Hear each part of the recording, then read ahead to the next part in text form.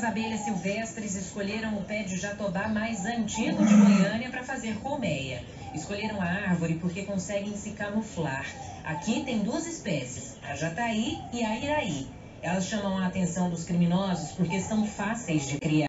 E esse é o trechinho inicial de uma reportagem que está dando o que falar nos grupos da meliponicultura. Uma reportagem lotada de erros grotescos que mostram o despreparo, o desconhecimento de algumas partes da sociedade, principalmente da mídia e até mesmo dos fiscais do meio ambiente, de biólogos que deveriam saber o mínimo ali a respeito. Eu não tenho como colocar mais porque já começam a aparecer pessoas na reportagem e também não tenho como colocar links, porque essa é uma reportagem do Balanço Geral do dia 5 de julho, ao que tudo indica. Então ela saiu ontem, alguma pessoa conseguiu pegar ali e filmar ela com o celular da televisão.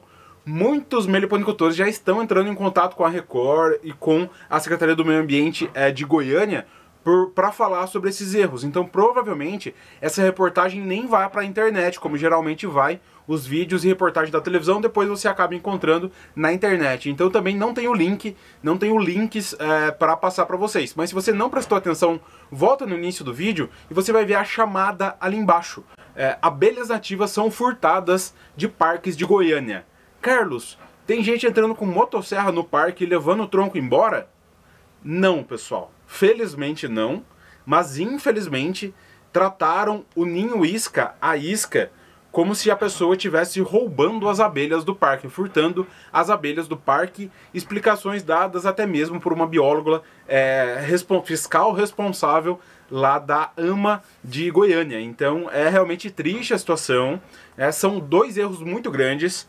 O primeiro é que você não deve instalar ninho isca em local que você não tem autorização. Sabe, isso é óbvio, e as pessoas fazem esse erro de invasão de propriedade privada ou pública. Você não tem o direito de sair instalando ninho isca em qualquer lugar. Você tem que ter autorização de quem é responsável por aquele local, pessoal. É um erro imenso, de fato. Isso deveria ser criticado, né, de forma até muito mais responsável lá nessa matéria. Mas então temos aqui, né, não estou passando pano para ninguém, pelo contrário, eu sempre falo da responsabilidade do local que você vai armar isca, porque em locais públicos, além de você ter que ter autorização do órgão público, é um risco, porque passam mais pessoas e podem furtar essas iscas. E você é o responsável pelas abelhas que entram nos ninhos iscas. Quando você expõe elas ao risco, você é o culpado pela morte desses enxames. Tá? Então, responsabilidade onde colocar os ninhos iscas. E depois, lá no início da reportagem também mostra um erro, né? Que as abelhas escolheram o jatobá porque elas conseguem se camuflar. Não é por questão de camuflagem, é por questão de que elas precisam do oco. E quem vai dar o oco é a árvore. Pode ser a árvore fininha, a árvore podre, a árvore grande, a árvore pequena. Se der um determinado oco que aquela espécie tente uma enxameação, ela vai entrar ali.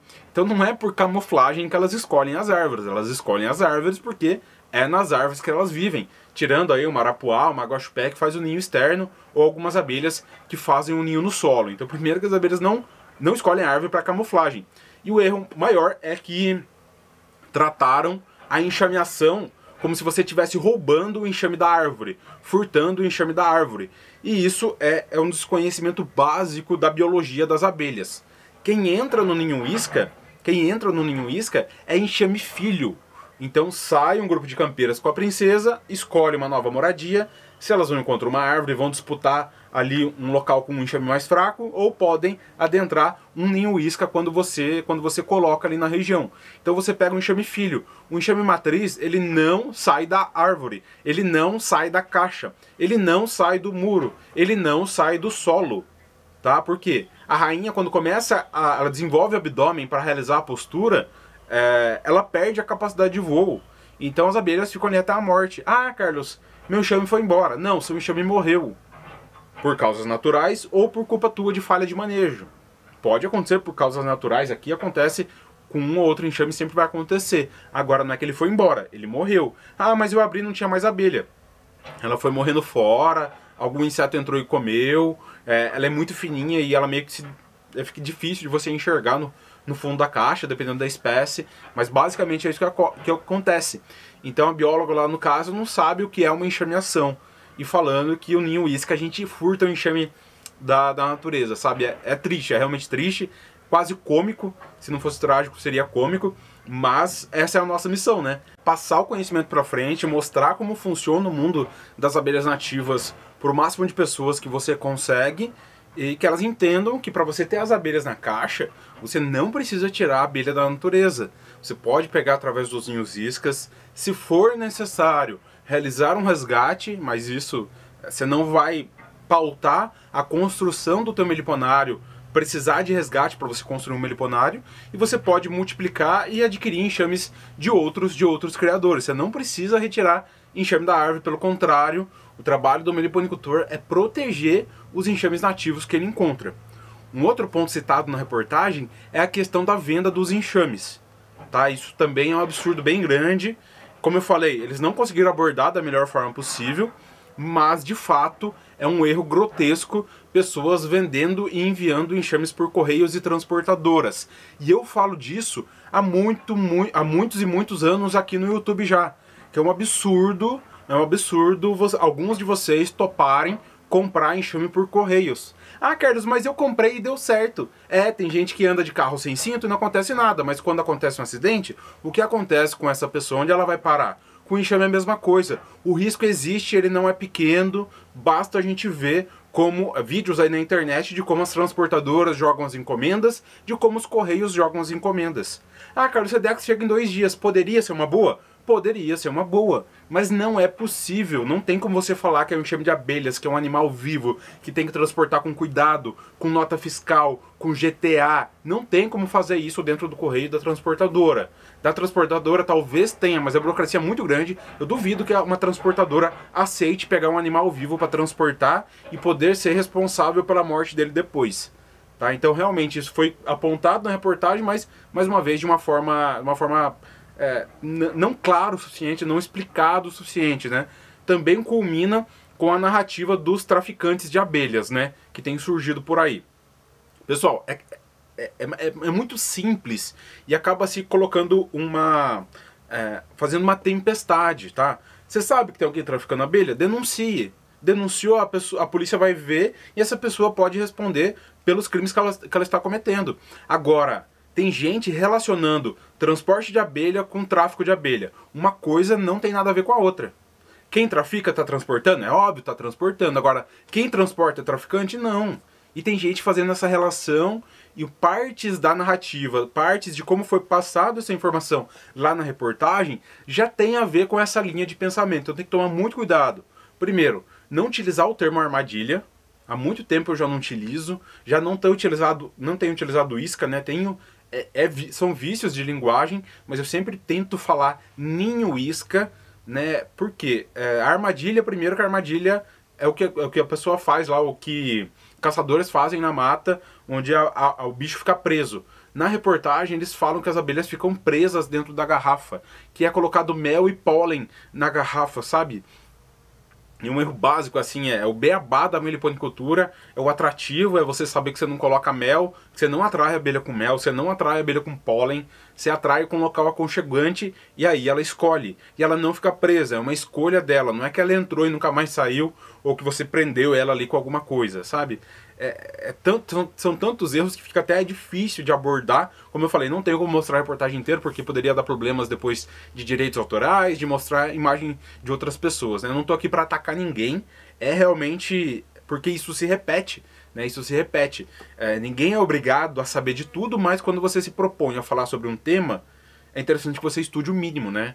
No caso, a repórter foi lá, confiou no que a bióloga estava falando e a bióloga não sabia nada de abelha nativa. E isso não é incomum.